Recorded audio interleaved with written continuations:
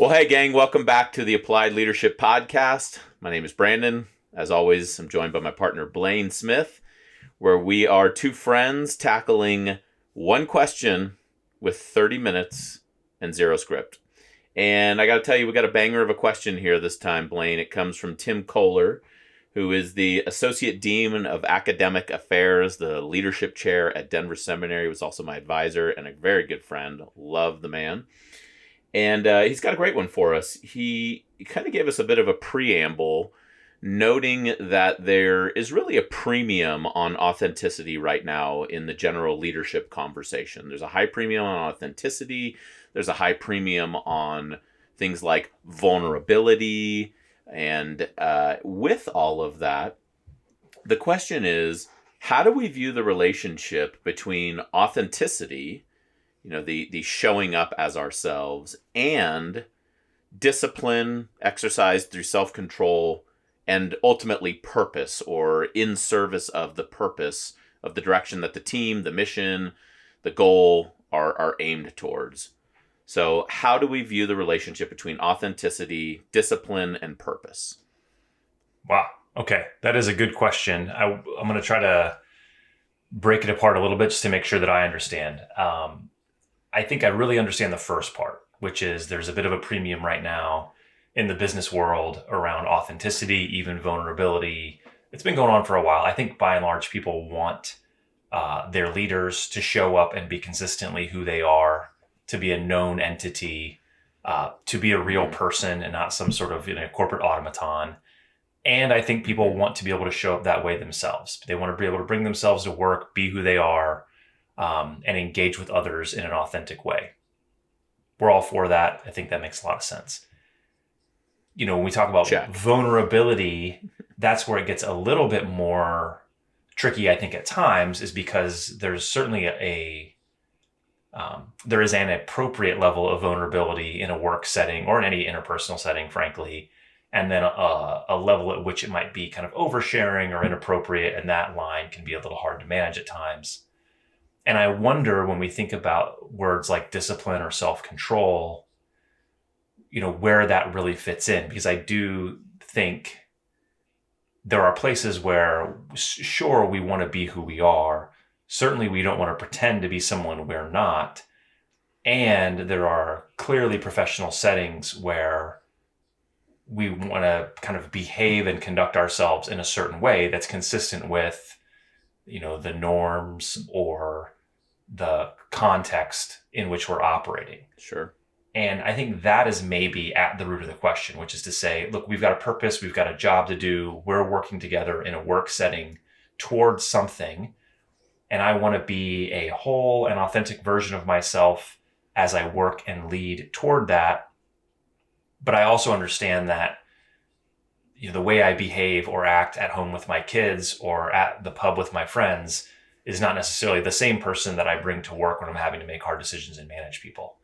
Is that roughly it? Is that what we're talking about here? Is, using a level of discipline and self-control to be authentically who we are all the time, but doing that in a way that's also consistent with the context and the mission and the purpose we're trying to achieve at work? I think so. I think generally, and I like the language of, and Tim had shot a note across about this. I like the language of self-awareness and self-control, right? Mm-hmm. Like the balance of self-awareness and self-control. We strive to be aware of ourself, of our space, of our place, of how we show up in the world, maybe of how we're feeling, what's our energy level, all of those things, yet also balance that with self-control, which is the way in which we then interact with the world around us, the external space, and in service to the purpose. So I want to maybe just linger on that first part for a second there, the dynamic of self-awareness and self-control, because I think it's really critical. So one might say, I operate in a more anxious, personality, right? Like I just happen to be a more anxious person. I'm a bit of a worrier. Just kind of like to have more control. I'm a bit of a worry. Exactly. I'm a bit of a worrier. I'm a bit of a, I get a little bit critical and this and that. And yet, it would be inappropriate to act out of that in a leadership context, because then you're influencing your team to start worrying, to start, raising the anxiety, as opposed to, I think in many senses, the role of a leader is to start bringing the level of anxiety down. We live in a, mostly anxious world, nod to, Edwin Friedman. I'm kind of halfway through A Failure of Nerve right now, but it talks a lot about how anxious we are in society, and our systems, our structures, our families, our businesses, they run hot with a lot of that anxiety. And so you may say, I am aware of that, or I'm aware that I tend to bring an anxious bent or an anxious energy into the world. And yet, as a leader, I've got to exercise the discipline, the self-control to remove some of that from the space so that we can keep things calm. Or more plainly stated, from our old world, when bullets start flying, the first person that everyone's looking at is you, leader. And you can be as, critical or as anxious or as worrisome as a person when, quote unquote, those rounds start cracking through the air, but you cannot operate out of that. You have got to bring a sense of calm. You've got to differentiate yourself a little bit, if you want to use the language of compartmentalize yourself a little bit in that context, to make sure that whatever we do, however we act out, is then in service to the purpose, what we're trying to achieve. I think that's kind of, part and parcel to the question that's being brought about here. And while that may be, I've kind of thrown out two illustrations there, one, the anxious leader, or the other, kind of like the extreme of rounds cracking overhead and whatnot. But I think the point is there, which is we can be aware of self, we can recognize who we are and how we show up in the world, and it doesn't give us unfettered access to just kind of, spill out all over the place. We have to find ways to be more disciplined in service of our purpose. Yeah, I think that's right. It makes me think back to the first SOF imperative. So the first Special Operations Forces imperative is understand your operational environment. And I think when we think about leading or accomplishing things in hard circumstances, there's lots of, places where that's happening. I think the special operations world is one that is instructive in many cases. And I would say that the first SOF imperative of understanding your operational environment it's not saying be a chameleon. The first SOF imperative isn't never be yourself. It's understand your operational environment, which I would take to mean be who you are in every space, but be keenly aware of the context and conduct yourself accordingly. And so if you move it out of the special operations world and you just put it back in your life or my life, I would say when I'm playing around with my nieces and nephews and my daughter, and I'm asking them how their day was, or one of them's hurt and I'm resolving a conflict, I'm going to behave in a way that's consistent with who I am, my personality, my ethics, and my morals. But I'm going to have a conversation with them in a way that looks and feels a bit different than if I'm in the street and there's a conflict between two people in traffic that I've suddenly found myself in the middle of. Or if I'm in a work meeting that gets a bit contentious and we've got to make a hard decision and we've got two people that have very opposing views. And I don't think that you have to be a different person to navigate those various scenarios, but I do think you have to show up and conduct yourself in a somewhat different way if you want to be successful in these different scenarios. So I think that's really at the core of it. And maybe just to tie it back to your example, I would say if you happen to be the kind of person who is very forthright, just kind of speaks their mind and is easy to say what's on your mind, that might be fine to a larger degree in some settings. And that may not be a great idea in other settings. So if there's something going on that's sensitive in one department at work or within your family, and there's news to be shared, but you want to share it in a way that's appropriate and lands well with everybody, you may have to exercise some self-discipline, some restraint to do that in a way that's more appropriate. And I think that's really what you're getting at, which is hey, if you tend to run a little hot, be a little more anxious, have a little bit more energy, that's great. You can be who you are. But there may be moments where you need to deliberately dial it down a little bit in service of what's best for the team and what's best for the mission. If you're a really fun-loving, gregarious person, you love to go out and clink a glass after work at night, that's great. You certainly should be that person. But there may be times when you're in an important client meeting when you need to button it up just a little bit to make sure that you're giving a professional impression, because these people are going to spend $500,000 on a project, and they need to know that the people doing it are of the highest level of professionalism. I don't think any of those circumstances require you to be a different person, but I do think having some awareness of your operational environment would go a long way. And I think that's maybe what's being missed sometimes in the conversation right now, which is you can't just be all aspects of who you are at all times, because then we lose the ability to kind of harness and focus our attention and our effort and to work well as a team toward a collective that might be harder or more complex than one person can handle on their own. And if there's no kind of interoperability there, there's really no team, or there's no functional team at least. Yeah. I think a lot of what you're pointing out, Blaine, is that we have to nest this awareness, this self-awareness within the context of the operating environment. It is not just in a vacuum. And I think that I dare say that gets missed a lot, I think, in the conversation that we're having around authenticity. And we've seen it in a number of the workshops that we've run where, somebody might say like, well, I'm just a straight shooter. It's like, yeah, but, maybe you just need to understand that, the manner in which you're shooting straight all the time is missing the target.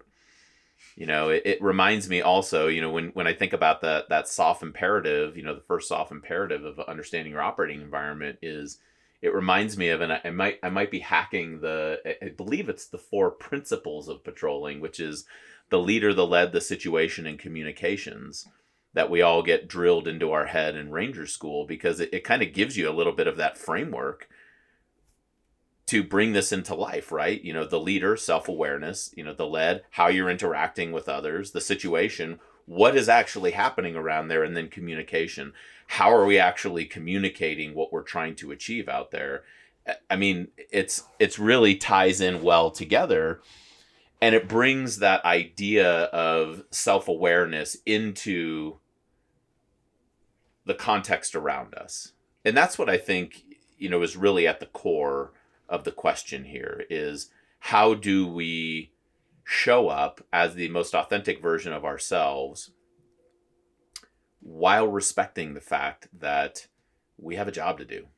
Yeah. Like we're on a team and we've got a mission to perform, and I can't just, go out there willy-nilly acting like I can do whatever I want to do or say whatever I want to say, because quote unquote, that's the authentic me. Yeah. I used to have a friend in high school that was chronically late. We've all have one of these friends, and she used to say, "Hey, that's just me. I'm always late."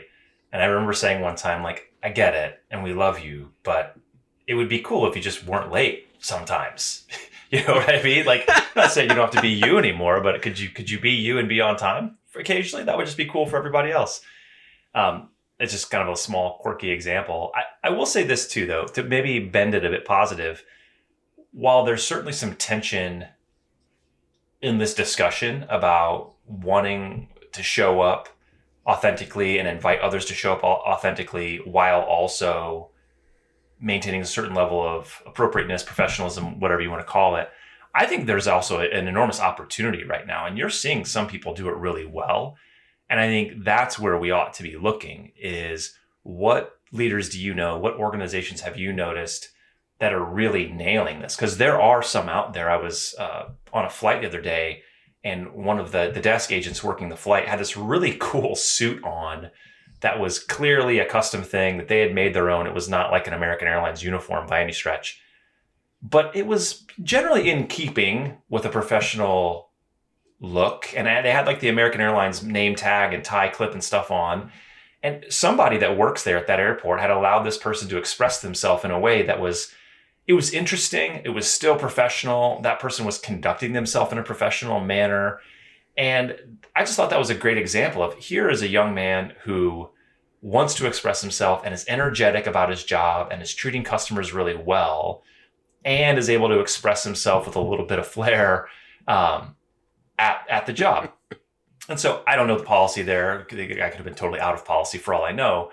But my estimation of it was, this is great. This is a way for a person to stay kind of within the broader, boundaries of what's going on here, but still allowing them to be a version of themselves that they felt comfortable coming to work in. If that person was wearing basketball shorts and a tank top, that would have been inappropriate. So there's a line there somewhere to be managed that I think is difficult. And this is the work of the leader, really, because there's no algorithm or pre-flight checklist or something that's going to do this for you. There's a point at which we have to exercise some judgment, some discernment of what makes sense here. But there are certainly examples of companies that are doing a great job of saying, look, this is the culture that we care about. These are the standards that we must adhere to. And if you're able to do that, to be respectful and kind and whatever the other things are, it might be prompt and high quality, etc., then you've got a lot of room in these areas to express yourself more individualistically. And I think maybe the point of all of this that I'm trying to say is you can't do it by accident. So I'm not here to tell anybody what the rules or norms or culture should be at their company. That's entirely for the leadership to decide, but it better be done on purpose, and it better be something that can be articulated in a clear way to people so that they understand. Because if we just sort of say we kind of want to be this way or that way or conduct yourself professionally, that is not explicit enough anymore, and you may not get what you're looking for. Whereas if you spend the time to really think about it, you can probably come up with some guidelines to say, this is what we're really about. And this is the kind of people that we want to have on our team. And this is what we need you to bring to the table every day in order for us to be successful. Here are some places where we're happy for you to exercise some individuality. And we, in fact, want you to bring that to the table and really be who you are. It's not easy, but that is the work worth doing. And I would say if you want to attract top talent and keep them, and you want your people to be happy and productive, there's a need to spend some time in that domain. I love this, because you're not only suggesting that the culture of the organization plays an important role here. It is incumbent upon us to share with people what the expectations culturally for the organization are, and then give people the opportunity to express their most authentic selves within the culture of the organization. It reminds me of 14 years ago. I remember being a young sales professional. I remember being in mentor training, and I didn't recall it happening in real time in the moment, but I was informed of what happened afterwards. And what happened was, myself and another colleague were standing up, like super animated, yelling about a particular point, which I don't remember what the point was, but I do remember that it was our friend Kristen, and we were just so passionate and going at it and this and that. And afterwards, Michelle, one of our mentors, pulled me aside and said, "Do you realize that you were standing up yelling in the midst of this meeting?" And I said, and here's me, I'm like, I wasn't yelling, this is me yelling, but I didn't do that, of course, to Michelle.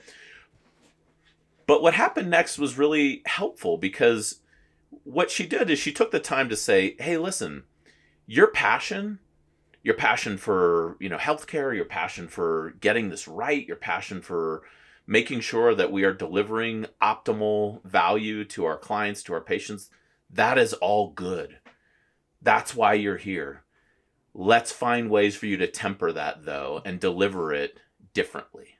Because what you're missing is all of that good stuff that you had to say, because I heard what you said. Your colleagues missed it. You got to change an octave. You got to change an approach. And that was a really keen way for a leader to help me understand that my passion wasn't the problem. It was the method in which I was delivering it. Yeah. That was the problem. It didn't match the culture that I was in. Sure, it matched the culture that I had left, being an Army Ranger, matched that culture, didn't match this culture. And it's opportunities like that where I think that we as leaders get to enter into what may feel like difficult conversations, but end up being actually incredibly valuable conversations that build trust, which is another thing that has been kind of running in the background of my mind here as we've been chatting. Tim noted one thing. He said, I don't notice that you guys have like a specific module around authenticity in your frontline leader training, which he said looks great, super, super pumped about that. But I'd like to hear how you think about this. And the reason you might not see that broadcast up there is because it's actually nested within our trust module. And the way that we view authenticity is that it is in service to building trust within our teams. Because we tell people all the time, look, be who you are, let other people be who they are. That's authenticity, right? In a nutshell. And when you do that, you begin to build trust with other people. We've said this before, I'll say it 1,000 times over. When you use your story to build a bridge instead of a wall, that's authenticity in action. And what it does is it builds trust. And when we have real trust within our teams, when we have trust within leader and contributor relationships, I mean, man, we can do a lot of things wrong, but still win in the end of the day.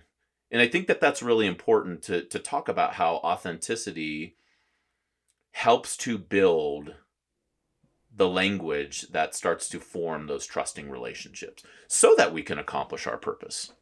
100%. I think there's an aspect of consistency there, especially in a professional environment, that matters so much as it relates to authenticity.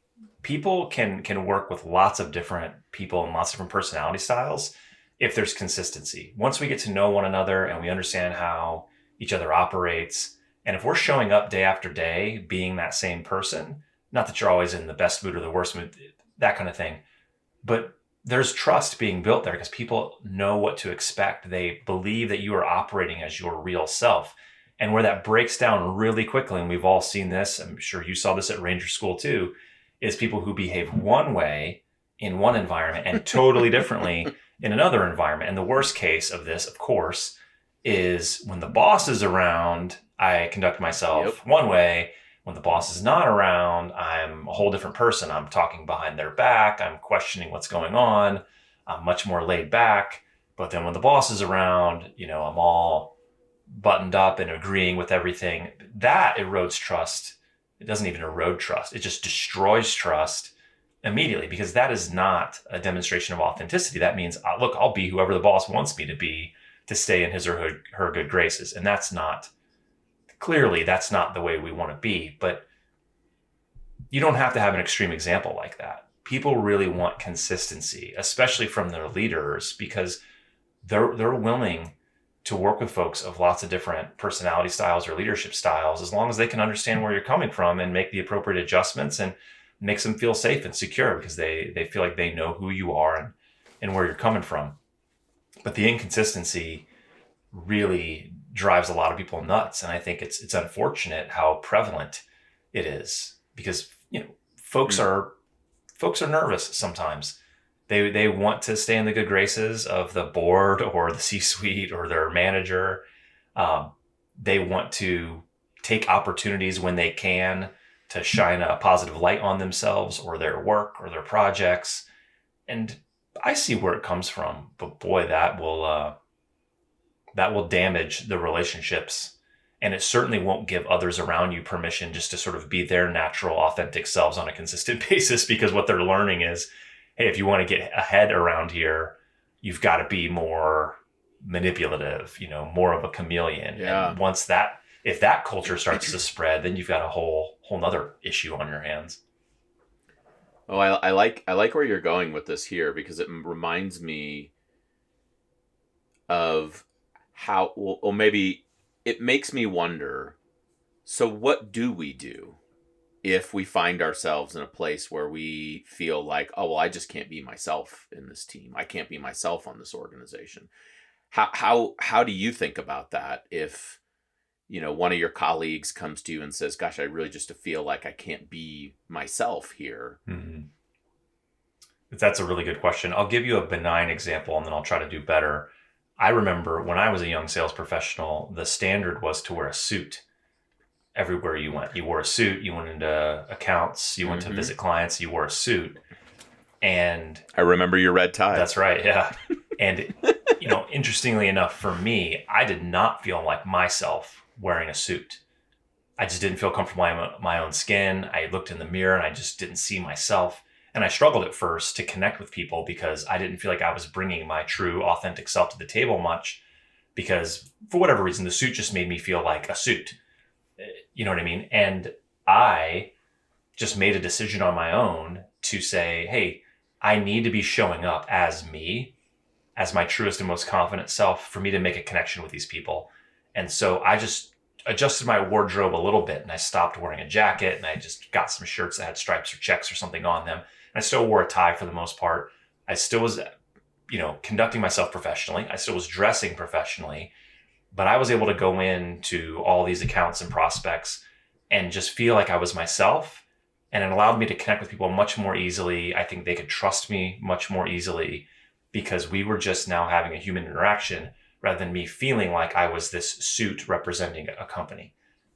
That is just how I felt. And that is the adjustment that I made. And it wasn't a big surprise, but as I started to have some success, nobody at the company really cared that I was doing things slightly differently than the next person because it worked for me. It was still professional and it was yielding good results.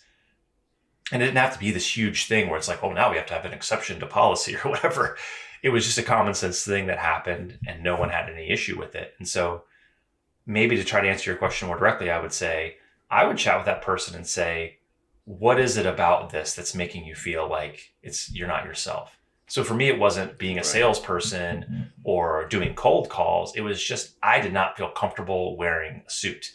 And I was able to change that, which made the rest of these things feel much more easily. And it would have been simple enough for me to just write it off and be like, I just can't do this job. I just feel too stiff. This isn't for me. But there was something specific about it that was kind of making it feel that way. So that's probably where you start the conversation. Are there any specific aspects of this that make you feel particularly uncomfortable? Or are there situations where you most feel like you can't really be yourself? And I don't know, but there's a chance that there might be something relatively small or benign that could be adjusted or changed to let someone feel like they have the room to be themselves within the context of what it is you're trying to do. Certainly that would be my hope. Yeah, I really like that example because I think what you're pointing out here is I would use the difference between style and standards. We may have standards of a given organization, and I would say that it was the norm, a little bit more of a cultural aspect for people to wear a suit and a tie, when they were out in the territory, but it certainly wasn't a standard. And I like the fact that, you're pointing to, I just kind of changed. I took a different approach. My style was that I felt more relaxed. In addition to that, you were in Tampa. You were in a much hotter climate. None of the physicians that you were speaking to were wearing suits. Like, it was almost like you stuck out like a sore thumb. And so you, once again, soft imperative, understood your operating environment and you adjusted to meet the operating environment. That's a small style thing. But I also think there's a flip side of that we have to point out as well, which is that there are standards at times, and at times we hear folks who kind of try to phrase it within a style thing, but it actually is a standard. I'll use a more extreme example from our time back in sales, which is we would go up against competitors who would purchase things called bone marrow kits for their doctors and give it to their doctors so that they would use the kit and then send it to their laboratory. So basically you're purchasing supplies for that practice. And we would always have reps come and say like, well, why can't we do bone marrow kits? Bone marrow kits. Like, because that violates a standard. It actually violates a regulation. It's illegal. We don't do that. That's not, that's illegal. That's not a style thing. That has nothing to do with style. And I would also say there are times where I have interacted with leaders or contributors who will say, but this is my style. I want to go about doing it. And I say, yeah, but it's not working. It's not effective. And I think that what I would encourage all of us to do, much like I've been challenged to do many times in my career, is take a step back from the feedback that we're getting. And before we cry an attack on our identity, on our person, on our values, on any of those things, let's try to understand where it's coming from. And let's try to understand, is this truly in service to the purpose that we're trying to achieve? Am I being attacked right now? Probably not. Right? We're probably not being attacked right now. But I will tell you this, if you truly do feel that who I am is not a good fit for this organization, it's okay to acknowledge that as well and be willing to have that hard conversation with yourself and say, maybe this isn't a good fit for me. Maybe there is another organization that I may feel a little bit more connected to. I think that's perfectly okay as well. And I think that relates to, what we've been asked to even comment on here, which is how do you then take that with a degree of discipline and a degree of thoughtfulness? How do you really reflect upon that, interrogate it, while exercising self-control in that environment, and come to a conclusion where you might need to have a difficult conversation with your supervisor and say, hey, here are some things I'm seeing, and I feel like it's not allowing me to fully bring my skills, my talents into full effect for the purpose of the mission. And you just might find that it actually improves the situation and takes you to a better place. Yeah, I think that's the last thing I would say here is that there are instances where people are not being allowed to be who they are in their workspace. And I think, hey, if that really is the case, then that's probably not a good place for you. And we certainly don't condone that. And good luck if you can move on and do better, because that's not somewhere where you need to be. And I would hope in most cases it would go the way you just described, which is let's figure out what aspect of this really feels misaligned and see if we can address it. And if so, let's try to move forward on a good note. And if not, maybe it's just not a good fit. But I do think, I guess this is actually the last thing I would say is we all should feel like we can be who we are all the time. And I think if we want to be successful in the business world, we should have the ability to understand our environment, appreciate the context, and act appropriately in service of our teammates and of the mission. Because if we can't do that, then we're not well suited to be on a team. Yeah, that's right. Well, I think that's a perfect last word. Thanks again, Tim, for the question. Anybody out there, please shoot us a question. This one came in through contact@appliedleadershippartners.com, and we will look forward to seeing you guys on the next podcast. Thanks a ton. All right.